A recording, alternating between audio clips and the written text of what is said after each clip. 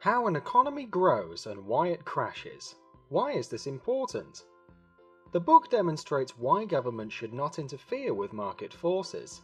Let's see what happens in the story. On an island live three people named Abel, Baker, and Charlie, who go fishing every day for one fish, which they eat that same day. No fish are saved, and no investment is made to improve their ability to catch more fish, which would give them more free time. Abel makes a net, giving up one day of fishing. Because he took the risk of not eating for one day, Abel can now catch two fish every day. Since in our story the fish don't spoil, Abel is the first on the island to create savings. Reality check. The possibility of using tools alongside reduced consumption and risk-taking creates financial wealth. Baker and Charlie see that Abel now catches two fishes a day. They also want to have more fish and more free time. The only way they can achieve this is by producing their own fishing net. In order to spend the day building nets and not fishing, they each take a loan of one fish from Abel.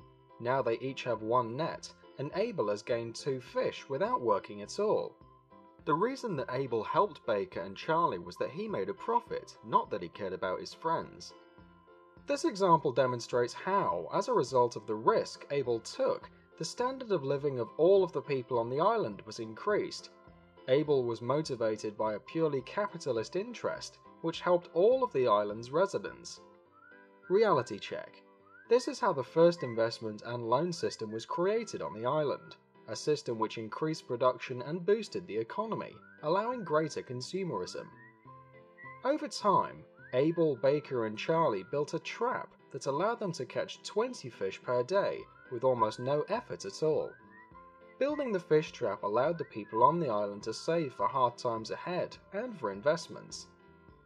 Over the centuries, different specialties developed which allowed the island dwellers to increase their standards of living.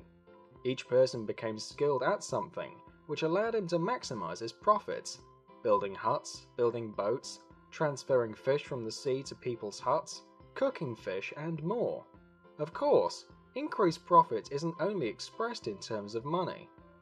When money was invested to increase the production capabilities of a particular business, production increased and the cost decreased. For example, instead of carrying the fish from the sea to the huts in his hands, one of the island dwellers decided to build a wheelbarrow. Increasing his efficiency enabled the delivery man to transport more fish at a time. This allowed him to reduce the price of transporting the fish to the huts, which benefited the fisherman, while still earning more than he would have earned if he had continued to carry the fish in his hands. As a result of specialization and investments, the price of most products went down, allowing even the less wealthy people to buy more. This reduction in prices is called deflation. Deflation is a natural market process. As the amount of fish in savings increased, the fishermen started to run out of room. Max Goodbank decided to open a fish bank. The bank set a low interest rate for secure loans and higher rates for riskier loans if they were granted. Reality check. When a bank gives a loan, it gives the loan according to parameters related to profit and not according to political interests. Since there were ongoing disputes and fights between the island dwellers which couldn't be resolved peacefully, they decided to dedicate a small percentage of their income to a police force, a judicial system, and elected officials. Reality check.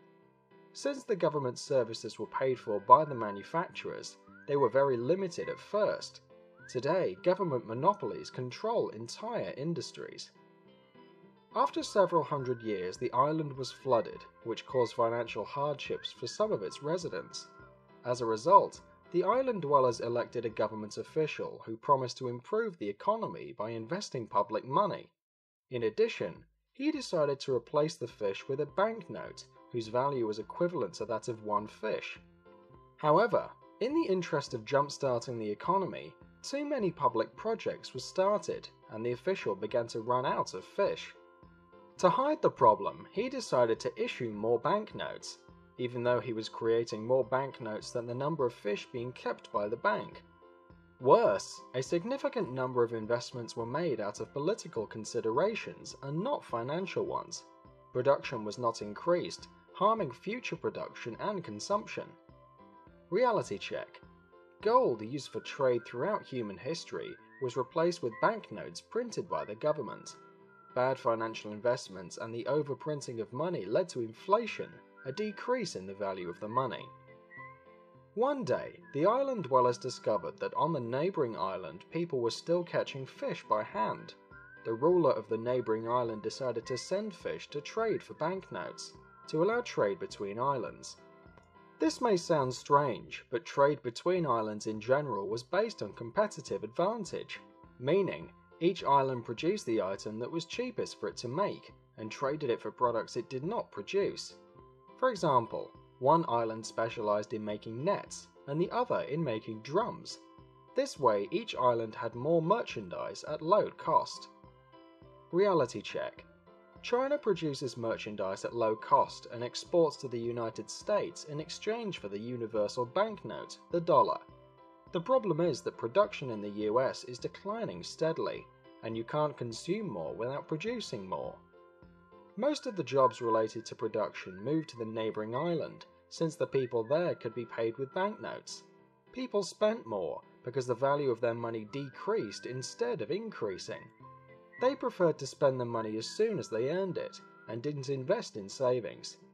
This created a new industry, a service industry, which replaced the production industry. People on the island spent their free time surfing. Therefore, a need was created for more people to sell surfboards in stores and teach surfing in schools. The surfboards themselves were being made on the neighboring island and paid for in banknotes, so there was no need for production. Reality check. Since the export industry in the US keeps decreasing, the main industry became a service industry, based on going to college, mall shopping, and increased consumerism, all of which increased debt. Because the people on our island live in huts and the service industry didn't require very high investments, there was nothing to invest the fish in. As a result, the bank decided to grant loans to people who wanted to buy a hut. For the bank, this was a low-risk loan. If the loan wasn't being paid back, the bank could seize the hut.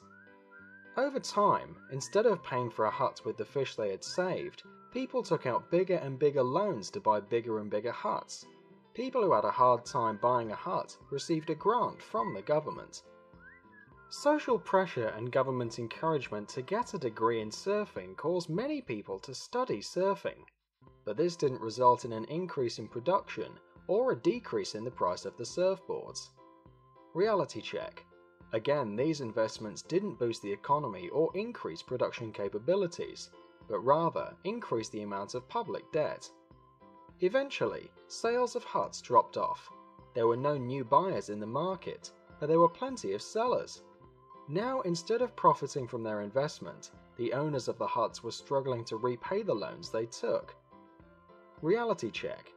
The housing market crash in our story is the subprime mortgage crisis.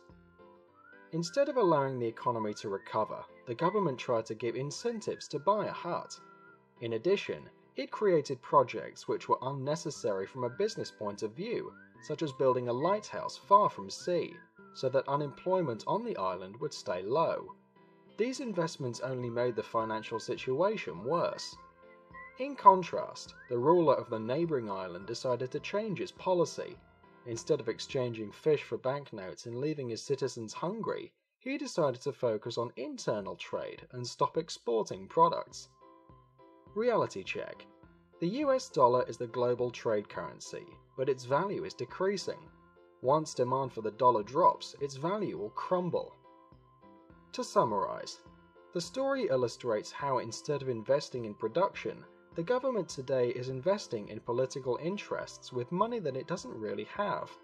As a result, not only is the economy not thriving, consumer debt is rising. What do you think of Peter Schiff's outlook on the global economy? Did this video help you out? Help us out by sharing it with your friends.